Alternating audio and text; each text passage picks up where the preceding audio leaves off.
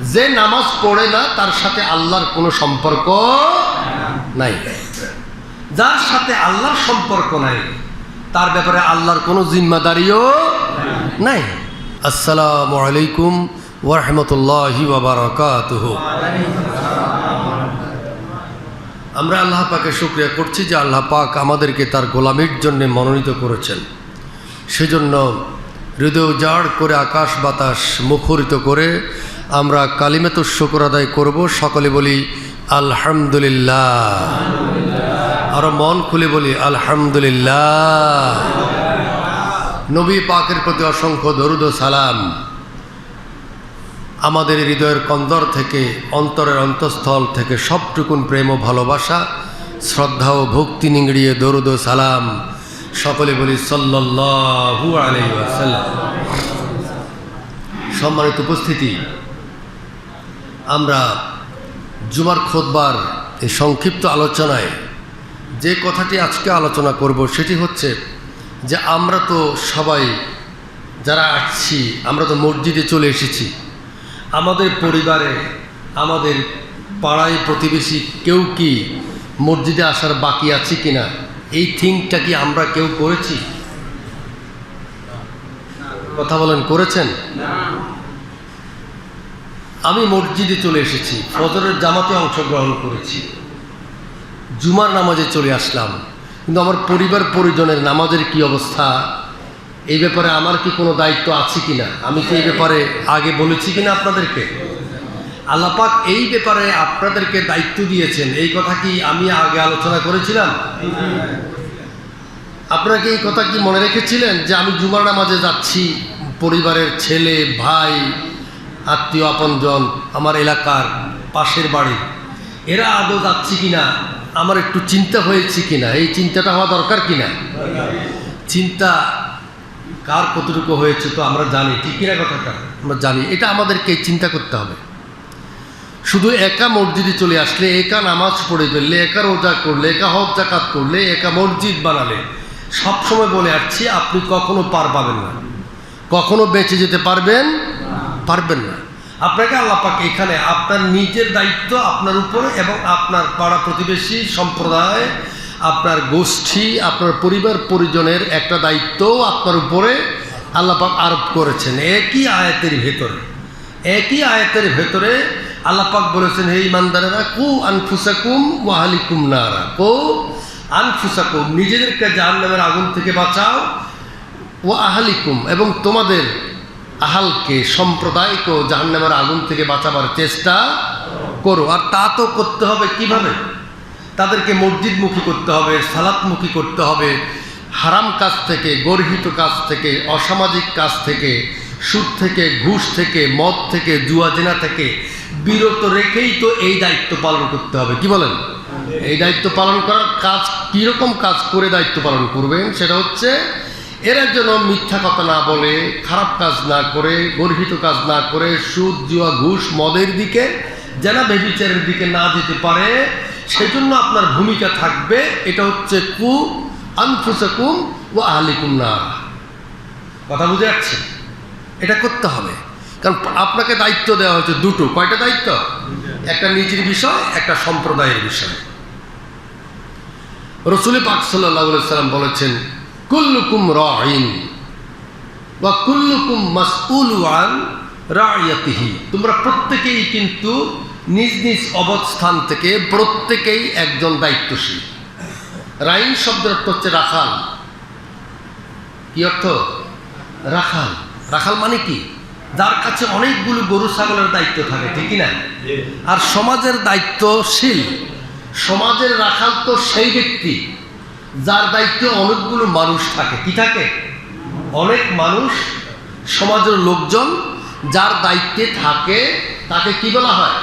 রাঈন বলা হয়েছে। ইসলামের পরিভাষায়, রাসূল পাক সাল্লাল্লাহু আলাইহি ওয়াসাল্লামের পরিভাষায় তাকে রাঈন বলা হয়েছে। ওয়া কুল্লুকুম মাসউল, প্রত্যেকেই জবাবদিহি করতে হবে। প্রত্যেকে কি করতে হবে? জবাবদিহির কাঠগড়ায় দাঁড়াতে হবে। আন রাইয়াতিহি, তার দায়িত্ব সম্পর্কে। তার রাইয়াত সম্পর্কে, তার উপর অর্পিত দায়িত্ব সম্পর্কে প্রত্যেককেই জবাব দিতে হবে। কি দিতে হবে? জবাব দিতে হবে। তাহলে কি নিজের জন্য জবাব দিয়ে সারা যাবে? সারা যাবে না। নিজের জন্য জবাব দিলেই শুধু আপনি বেঁচে যেতে পারবেন না। এই জন্য পরিবার পরিজন, স্ত্রী, সন্তান সন্ততি, ভাই বেরাদর, আত্মীয় আপনজন প্রত্যেকের ব্যাপারে যে যেখানে আছেন, ইমাম সাহেবের আত্রাফে মসজিদ ভিত্তিক সমাজে কারা কারা আছে, এই প্রত্যেকের ব্যাপারে ইমাম সাহেবকে জবাব দিতে হবে। কার কাছে? কদম নাড়াতে পারবে না। মেম্বার সাহেব তার অথবা কমিশনার সাহেব তার ওয়ার্ড সম্পর্কে প্রশ্নের সম্মুখীন হবেন। ওয়ার্ডের সম্পর্কে জবাব না দিয়ে কদম নাড়তে পারবে না কে? কমিশনার। পৌরসভা, সিটি কর্পোরেশন, ইউনিয়ন পরিষদ, জেলা পরিষদ, যে যেখানে দায়িত্ব পালন করছে, ইউনো, জেলা প্রশাসক, প্রত্যেকেই জেলা সম্পর্কে, তার উপজেলা সম্পর্কে, তার পৌরসভা সম্পর্কে আল্লাহর কাছে জবাব দিতে বাধ্য। আপনি একা শুধু ভালো কাজ করে বাঁচার কোনো সুবিধা নাই। সেদিন কিন্তু আমাদের জন্য ডবল আযাবের দোয়া করা হবে। পরকালে দোয়া করা হবে আমাদের বিরুদ্ধে, আল্লাহর কাছে বলা হবে, ফরিয়াদ করা হবে, দেড়ফাইন মিনাল আযাব, যে আল্লাহ ওদেরকে 2 গুণ শাস্তি দাও, আমাদের চাইতে কয় গুণ? 2 গুণ শাস্তি দাও। কয় গুণ শাস্তির মালিক হব আমরা? 2 গুণ। যদি আমাদের রায়াতের ভেতরে, আমার দায়িত্বের অন্তর্ভুক্ত পরিধির ভেতর থেকে যদি কেউ জাহান্নামী হয়, একটা লোক হয়, তার কারণে আমাকে কি করতে হবে? 2 গুণ শাস্তির মুখোমুখি হতে হবে। এটাকে তো সহজ মনে করা কোনো সুবিধা আছে? এটা কি সহজ জিনিস? বিশ্বাস হয় এই কথা নাকি? জোরে বল, শুনতে চাই। বিশ্বাস হয়? এই কথা কি বিশ্বাস হয়? তো এই কথা কি আজকে শুনছেন না আরো শুনছেন? তাহলে আজকের জবাবটা দেন। আজকে কি আপনি কারণ আমার সম্পর্কে চিন্তা করেছেন? এ ছেলে সন্তান, স্ত্রী সব বাদ দেন, ভাই বেরাদর, ভোটার, চাকরি বাকরি করে আপনার আন্ডারে আপনার চাকর বাকর, এদের কথা চিন্তা করেছেন? তাহলে কিভাবে আমরা জান্নাতের পথে চলছি, কিভাবে আমরা ইসলামের উপর আছি, কি পরিমাণ ঈমান আমাদের আছে? আমি গত জুমায় সম্ভবত বলেছি যে যদি কেউ শুধুমাত্র নামাজ পড়ে, শুধুমাত্র নামাজ পড়ে কি করতে পারবে না? শুধুমাত্র ঈমান থাকলে জান্নাতে যেতে পারবে না। এটা একটা সামষ্টিক কাজ। ইসলাম একটা প্যাকেজিং ব্যাপার আছে। শুধু আপনি কোনো ক্ষুধার্তকে খাবার দেন নাই, সেজন্য জাহান্নামে যেতে হবে। কথা বুঝে আসছে? আপনি ঈমানদার, আপনি ঈমানদার কিন্তু সালাত কায়েম করেন নাই, আপনি কোথায় যেতে হবে? জাহান্নামে যেতে হবে। কারণ যে নামাজ পড়ে না তার সাথে আল্লাহর কোনো সম্পর্ক নাই। যার সাথে আল্লাহর সম্পর্ক নাই তার ব্যাপারে আল্লাহর কোনো জিম্মাদারিও নাই। আল্লাহ তো মেহেরবানি করতে পারে যে আপনার ইবাদত কম, আমল কম, আপনার নেকের পাল্লাটা একটু হালকা হয়ে গেছে। আল্লাহ ইচ্ছা করলে কি করতে পারে? মেহেরবানি করতে পারে। মেহেরবানি তো তখন করবে যখন আল্লাহর সাথে কি থাকে? সম্পর্ক থাকে। তো যে সালাত কায়েম করে না তার সাথে আল্লাহর কোনো সম্পর্ক নাই, মনে রাখতে হবে। সেজন্য আপনি শুধুমাত্র ঈমান আছে এই জন্য জান্নাতে চলে যেতে পারবেন না। শুধুমাত্র সালাত কায়েম করেছেন আর অন্য কাজগুলো করেন নাই, জান্নাতে যেতে পারবেন না। এটা একটা প্যাকেজ প্রোগ্রাম।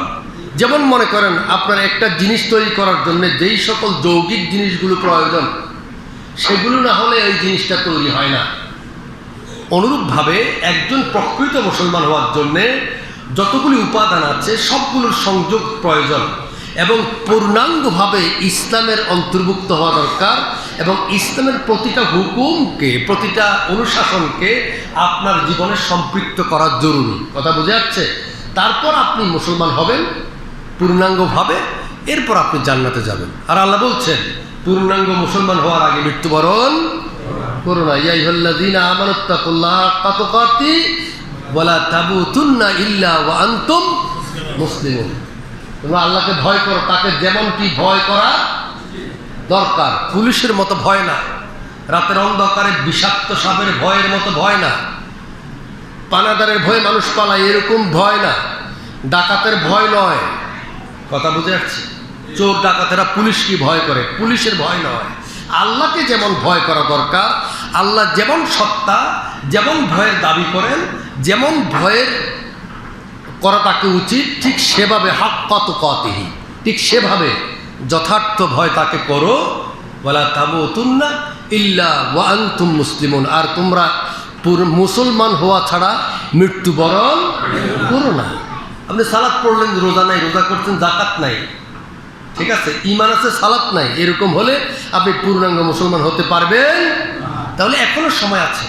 আমর বিল মারুফ যদি না করেন, সৎ কাজের আদেশ যদি চালু না রাখেন, জারি না রাখেন, আর অসৎ কাজ থেকে মানুষকে ফিরিয়ে রাখার চেষ্টা না করেন, তাহলে আপনাকে আল্লাহ পাক যে সম্মানের আসনে সমাসীন করেছেন, ওই সম্মানটা আল্লাহ পাক ছিনিয়ে নেবেন।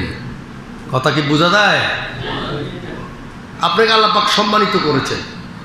গোটা সৃষ্টি জগতের ভেতরে মানুষ সম্মানী, আর গোটা মানব জাতির ভেতরে মুসলমান সম্মানী। জোরে বলেন সুবহানাল্লাহ। কুনতুম খায়রা উম্মাতিন উখরিজাত লিন-নাস তা'মুরুনা বিল মা'রুফ ওয়া তানহাউনা আনিল মুনকার। তোমরা হচ্ছে সর্বশ্রেষ্ঠতম জাতি, the highest and the best nation. আল্লাহ বলছেন যে তোমরা সর্বোত্তম জাতি, তোমাদেরকে সৃষ্টি করা হয়েছে মানুষের কল্যাণের জন্যে। তাহলে আমরা শ্রেষ্ঠতম জাতি, সৃষ্টি করা হয়েছে আমাদের মানুষের কল্যাণের জন্যে। তাহলে গোটা মানব জাতি থেকে আমাদেরকে আলাদা করা হয়েছে, ঠিক না? কথা কি বুঝতে যায়? আলাদা করা হয়েছে, এত বড় সম্মান। সর্বোত্তম জাতি আসলে আপনি সমাসীন হয়েছেন। আর তার কারণ কি? তার কারণ হচ্ছে আপনি মানুষের কল্যাণ করবেন। মানুষের কি করবেন? কল্যাণ করবেন। তোমাদেরকে সৃষ্টি করা হয়েছে জাতির কল্যাণের জন্য। উখরিজাত লিন-নাস, তোমাদের উদ্ভাবন, তোমাদের সৃষ্টির একমাত্র কারণ লিন-নাস, জাতির কল্যাণ করবে, জাতির উপকার করবে। কিভাবে করবে? তা'মুরুনা বিল মা'রুফ ওয়া তানহাউনা আনিল মুনকার। এই কথাগুলো কি মুখস্থ হয় নাই আপনাদের? এই দুটো পরিভাষা, এটা বিখ্যাত পরিভাষা ইসলামের, মনে রাখতে হবে, মুখস্থ করতে হবে। আমরি বিল মারুফ, নাহি আনিল মুনকার, সৎ কাজের আদেশ, অসৎ কাজের বারণ, এই দুটো কথা মনে রাখতে হবে। এই দুটো করবেন বলেই আপনাকে এমন একটা আসনে আল্লাহ পাক সমাসীন করেছেন, এই আসনে পৃথিবীর কাউকে সমাসীন করে নাই। এত বড় সম্মান আপনার যে কাজের জন্যে, সেটা না করলে আপনার কি সম্মান থাকবে? সভাপতি যদি বিচারের মধ্যে কাউকে সভাপতি মনোনীত করা হয়, নির্বাচিত করা হয় বিচারে, ও যদি সেখানে বসে একটা সিগারেট জ্বালাইয়া দেয়, তাহলে সভাপতির সভাপতি থাকে? মানুষ কি আর সভাপতি মনে করে? সভাপতির মর্যাদা পায় না। এই জন্য আপনি এটা আসনে বসার পরে আসনের মর্যাদা রক্ষা করার যে কাজ, সে কাজ করতে হবে। আর সে কাজটি হচ্ছে প্রতিদিন করার কাজ, প্রতিদিন করার কাজ। আমি সারাটা বছর চিল্লাবো এই কথার উপরে, যে পর্যন্ত আপনাদের মধ্যে এই আমলটা আমি না দেখি। কারণ আমাকে এই কথাটা জিজ্ঞেস করা হবে। আর আমি শুধু যদি বলি আল্লাহ হ্যাঁ আমি তো বলেছি, এই কথা বললেই আমি শুধু ছাড় পেয়ে যাব, তাও ঠিক নয়। আমি কেমন করে বলেছিলাম, কীরকম বলেছিলাম, আমার চেষ্টা কেমন ছিল, আমার এই চেষ্টা প্রাণান্তকর ছিল কিনা, চেষ্টার যেই মাপকাঠি সেটা ঠিক ছিল কিনা, এটাও আল্লাহ পাক যাচাই করবেন। আমি তো বলে দিয়েছি, আল্লাহ আমি বলে দিয়েছি, ওমা আলাইনা ইল্লাল বালাগ, আমার তো পৌঁছাই দেওয়ার দায়িত্ব, পৌঁছাই দিয়েছি। তা আল্লাহ রসুল তো মক্কায় সাফা পাহাড়ের উপরে উঠে বলছিল ইয়া আইয়ুহান নাস কুলু লা ইলাহা ইল্লাল্লাহ, বাস। আর তো কোনো কাজের দরকার ছিল না। কি বলেন? দরকার ছিল? আর কোনো কাজের দরকার নাই। কিন্তু এত যুদ্ধ, বিগ্রহ, হিজরত, তারপর অবরুদ্ধ, অনেক কিছু হলেন এবং যুদ্ধে অংশগ্রহণ করে সেনাপতির দায়িত্ব পালন করলেন, যুদ্ধ করে আহত হলেন। নাকি ভুল বলছি? হয়েছেন। কেন হলেন? ওমা আলাইনা ইল্লাল বালাগ, সাফা পাহাড়ের উপর যেদিন প্রথম বলে দিলেন, সেই কথাই তো যথেষ্ট। আর এরপরে বলার দরকার কি? পৌঁছাই তো দিছেই। এই জন্য পৌঁছাইয়া দিলেই শুধু হবে না, এটা ঠিক মতো পৌঁছলো কিনা এই ব্যাপারে যিনি মুবাল্লিগ পৌঁছিয়েছেন তার দৃষ্টি রাখতে হবে। তার খেয়াল ততক্ষণ সেদিকে থাকবে যতক্ষণ পর্যন্ত এটা না পৌঁছে।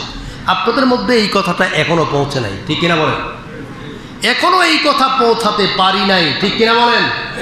আমি পৌঁছাতে পারি নাই, সেই জন্য বলছি, বারবার বলতে হবে। তাহলে আজকে আসরের সময় থেকে একটা আমল করে অভ্যাস করেন। আসরের সময় থেকে কি করবেন? আসরের সময় থেকে নিজের কাছে যে আছে তাকে নামাজের কথা বলবেন। আপনার স্ত্রী তো নামাজ সবসময় পড়ে থাকেন, তারপরও বলবেন আজান হয়েছে, আমি মসজিদে যাচ্ছি, তোমরা নামাজের প্রস্তুতি নাও। এরপরও বলবেন, হক আদায় হয়ে যাবে, বলতে থাকবেন। এরপর একটা দায়িত্ব আদায় হবে, আপনার একটা অভ্যাস শুরু হবে। কথা বুঝে যাচ্ছে? ছোট বাচ্চাদেরকে সাথে করে মসজিদে নিয়ে আসেন, যাদের সামনে পড়ে, কোথায় যাচ্ছে, এখন আজান হচ্ছে, মসজিদ পার হচ্ছে কেন, মসজিদে ঢুকো, এই কথা বলতে থাকেন। আজকে থেকে শুরু করবেন। আর আজকে থেকে যদি শুরু না করেন, যতবার এই কথা বলার সুযোগ আপনার সামনে আসবে আর আপনি এই সুযোগ গ্রহণ করবেন না, ততবার আপনার আমল নামায় কবিরা গুনাহ লেখা হবে। জোরে বলেন নাউজুবিল্লাহ। আপনারা কি চান এভাবে অটো আপনাদের আমল নামায় কবিরা গুনাহ লেখা হোক? এটা কি চান? না চাইলে আজকে থেকে এই কাজ করতে হবে। যখনই দেখবেন কোনো খারাপ কাজ, বলবেন যে বাবা এটা করো না। যখনই একটা লোককে দেখবেন যে বাবা আসো সালাত কায়েম করো, একটা ভালো কাজ করো, এই কথা বলতে থাকবেন। এই কথা যেই পর্যন্ত আপনাদের অভ্যাসে পরিণত হবে না, সে পর্যন্ত কবিরা গুনাহ থেকে বেঁচে থাকার কোনো সুযোগও আপনারা লাভ করতে পারবেন না। কথা বুঝে যাচ্ছে? তাহলে এই সিদ্ধান্ত কি নিতে পেরেছেন? জোরে বল, শুনতে চাই। সিদ্ধান্ত নিতে পেরেছেন? হাত তুলে দেখান, আল্লাহকে হাত তুলে দেখান। কে কে সিদ্ধান্ত নিয়েছেন আমরি বিল মারুফ নাহি আনিল মুনকার করার জন্য? ঠিক আজকের এই মুহূর্ত থেকে আপনি সিদ্ধান্ত নিয়েছেন, আপনাকে সাহায্য করবে কে? আপনি যখন আল্লাহর পথে কাজ করবেন, আপনাকে সাহায্য করার দায়িত্ব কার? আল্লাহর। আমরা সকলে সিদ্ধান্ত নিয়েছি আল্লাহ পাক আমাদের সাহায্য করবেন। জোরে বলেন আমিন। এই কাজে ভুল করবেন না। এইটা ভুল করবেন, পুরো জীবনটা বরবাদ হবে, পুরো জীবনটাই ভুলের মধ্যে শামিল হবে। যদি এইটা না করেন, এটা করতে হবে। দেখেন, আজকে যদি আমরা সমাজে এটা চালু রাখতাম, এই বিজ্ঞানটা, এটা কিন্তু বিজ্ঞান, এটা সমাজ বিজ্ঞান, এটা রাষ্ট্রবিজ্ঞান। আল্লাহ পাক বলেছেন তাআবানু আলাল বিররি ওয়াত তাকওয়া, তোমরা মানুষকে উদ্বুদ্ধ করো, উৎসাহিত করো, সহযোগিতা করো। বীর মানে নেক কাজ, তাকওয়া মানে কি? আল্লাহ ভীতি। ওয়ালা তাআবানু আলাল ইসমি ওয়াল উদওয়ান, এবং তোমরা মানুষকে পাপ ও সীমা লঙ্ঘনের দিকে উদ্বুদ্ধ করো না। এটা হচ্ছে রাষ্ট্রবিজ্ঞানের সূত্র। একটা রাষ্ট্রকে, একটা সমাজকে, একটা পরিবারকে যদি আপনি সঠিকভাবে সংস্কার করতে হয়, এই আমলটা আপনাকে প্রতি মুহূর্তে করতে হবে। এই আমল প্রতি মুহূর্তে করতে হবে। যদি এটা আমরা আগে থেকে করতে পারতাম, এটা যদি আমাদের সমাজে চালু থাকতো, তাহলে আজকের সমাজের এই চিত্র আমাদের দেখতে হতো না। কথা বুঝে যাচ্ছে? শুধুমাত্র সালাত যদি আপনি সমাজে কায়েম করেন, সালাতের একটা কাজ হচ্ছে সেটা তানহা আনিল ফাহশাই ওয়াল মুনকার, এটা অন্যায় অশ্লীল কাজ থেকে মানুষকে বিরত রাখে। ব্যক্তিগতভাবে ভেতর থেকেই একটা সংস্কার শুরু হয়ে গেল। আরেকটা জিনিস হচ্ছে, যদি প্রশাসন এই ক্ষেত্রে একটু চোখ কান খোলে, তাহলে এটা একেবারেই সমাজে একেবারেই সংস্কার হয়ে যাবে। সমাজ থেকে অপরাধ একেবারে নির্মূল হয়ে যাবে। এতে কোনো সন্দেহ আছে? কোনো সন্দেহ আছে? কিন্তু যদি প্রশাসন চেষ্টাও করে, কিন্তু এটা পারছে না। প্রশাসন চেষ্টা পারতেছে না, কারণ ভেতর থেকে আমরা বদলাই নাই।